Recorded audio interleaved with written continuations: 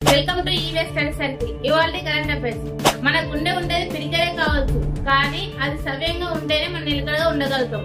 ఒకవేళ ఆ గుండెకి ఏ చిన్న అవంతరం జరిగినా కూడా మన ప్రాణానికి ముప్పు వచ్చే అవకాశం ఉంటుంది. అలాగే గుండె విఫలం అయితే డాక్టర్స్ చేతులు ఎత్తేస్తే మన గుండె మార్పిడి చేయడం తప్ప మరో మార్గం లేదు. ఒకవేళ గుండె మార్పిడి చేయాలన్నా కూడా మనకి దాతలు కావాలి. వాళ్ళ దాతలు దొరికినప్పటికీ కూడా వారి గుండె సక్రమంగా మనకు పనిచేస్తుందన్న దానికి నమ్మకం లేదు.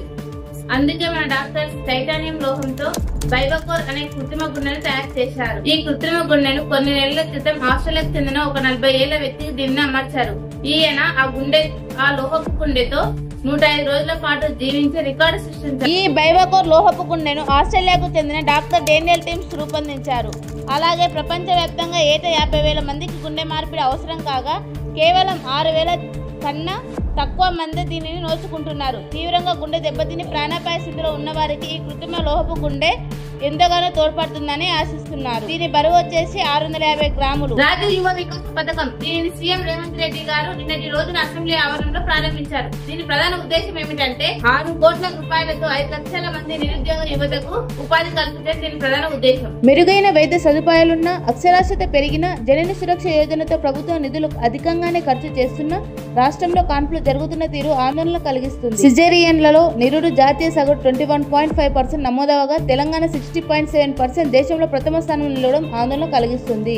ఇందుకు గల కారణం ఏంటంటే ప్రైవేటు ఆసుపత్రుల ధనదాహం, గర్భిణులు బలహీనంగా ఉండటం కారణాలుగా తెలుస్తుంది. జాతీయ ఆరోగ్య సంస్థలు వైద్య జనరల్స్ నివేదికల ప్రకారం అతి తక్కువ శస్త్రచికిత్సలు జరిగే రాష్ట్రాల్లో తొలి 3 స్థానాల్లో నాగాలాండ్, మేఘాలయ, బీహార్ నిలవడం గమనార్హం. అయితే అసలు తెలంగాణ ప్రథమ స్థానం నిలవడానికి గల కారణాలేంటి అంటే పర్యవేక్షణ తనిఖీలు లేకపోవడంతో ప్రైవేటు ఆసుపత్రుల్లో శస్త్రచికిత్సలు అధికంగా చేస్తున్నారు. మామూలు హాస్పిటల్లోనూ ఒక్కో కాన్పుకు కనిష్టంగా 50,000 రూపాయల వరకు బిల్లు వసూలు చేస్తున్నారు. వీటిలో గతంలో తనిఖీలు చేయించారు. అలాగే వైద్యారోగ్య శాఖ జిల్లా అధికారుల పర్యవేక్షణలో ఆన్లైన్ పోర్టల్ ఏర్పాటు చేసి ప్రైవేటు దవాఖానాల్లో జరిగే సాధారణ సిజేరియన్ల సంఖ్యను నమోదు చేయించారు. అయితే అదుపు తప్పిన ఆసుపత్రులకు కలెక్టర్ నోటీసులు ఇచ్చేవారు. గత కొన్నాళ్ళుగా పర్యవేక్షణ లేక పరిస్థితి మళ్లీ మొదటికి వచ్చింది. పొట్టి శ్రీరాములు తెలుగు విశ్వవిద్యాలయానికి సురవరం ప్రతాపరెడ్డి తెలుగు విశ్వవిద్యాలయం అని పేరు మార్చారు. ఉమ్మడి ఏపీలో 1983లో అప్పటి ముఖ్యమంత్రి ఎన్టీఆర్ చొరవతో విశ్వవిద్యాలయం ఏర్పాటైంది. 1985 డిసెంబర్ 2న నాంపల్లి పబ్లిక్ గార్డెన్ సమీపంలో దీన్ని ప్రారంభించారు.